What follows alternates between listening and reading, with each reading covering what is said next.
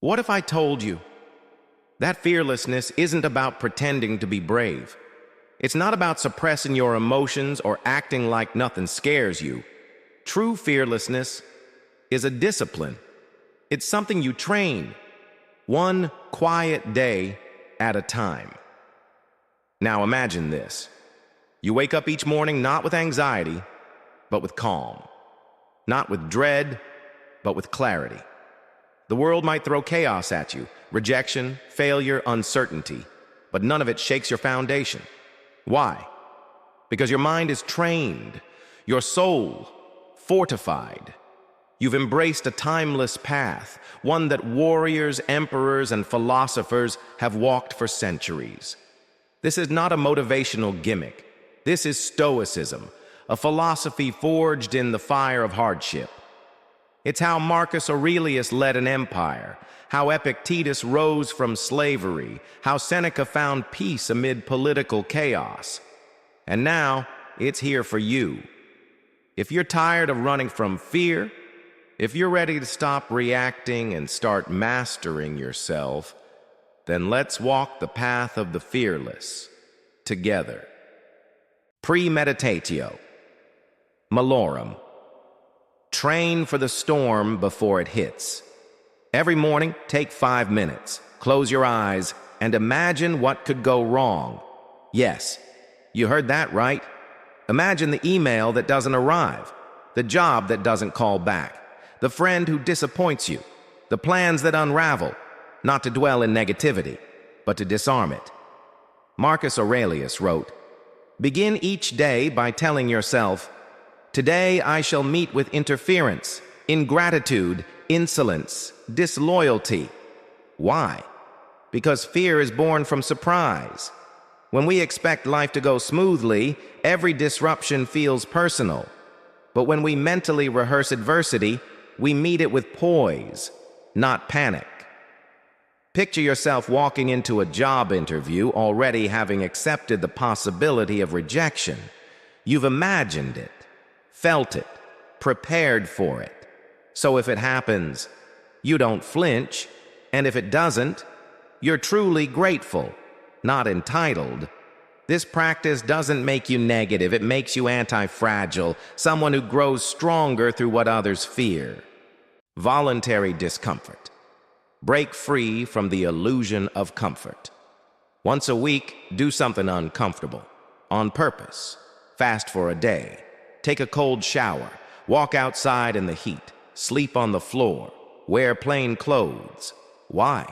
Because fear clings to what we're addicted to. Comfort. We fear losing our routines, our status, our lifestyle. But when you willingly let go of ease, even briefly, you send a powerful message to your brain. I can lose it all and still survive. Seneca, one of the wealthiest men in Rome, used to eat stale bread and sleep on the ground. He owned villas and estates, but he practiced poverty. He'd ask himself, "Is this the condition I feared?" And almost always, the answer was no. Because it's not the hardship that breaks us. It's the belief that we can't live without what we've grown used to. When you voluntarily embrace discomfort, you reclaim freedom. You no longer serve luxury. You're no longer owned by comfort. You become unbreakable. Not because you avoid hardship, but because you've trained in it. Master. The power of interpretation. Life is full of events you can't control. Your boss might snap at you. Your relationship might end. Your plans might fall apart. But here's the Stoic truth. It's not the event that upsets you. It's your interpretation of it, your story about it, the meaning you give it. Instead of asking, "Why is this happening to me?" ask, "What is this trying to teach me?" That question changes everything. It turns you from a victim into a student, from powerless to empowered, and you can train this every night. At the end of your day, journal your strongest emotional reactions. Then ask, "What story did I tell myself in that moment?" Was it the only story possible? Can I tell a better one? Rewrite the story. Reclaim your power. Because when you control your perception, nothing outside of you can control you. Memento mori. Live with the end in mind. Remember, you will die. That's not morbid, it's liberating. Most fear is rooted in procrastination. We think we have time, so we delay the hard conversation. We delay the bold move. We delay the life we want to live. But time isn't promised. Not to me. Not to you. Marcus Aurelius wrote, "You could leave life right now. Let that determine what you do and say and think." When you live with death as your advisor, you stop waiting. You stop fearing. You start doing. You say what needs to be said. You make your bed with intention.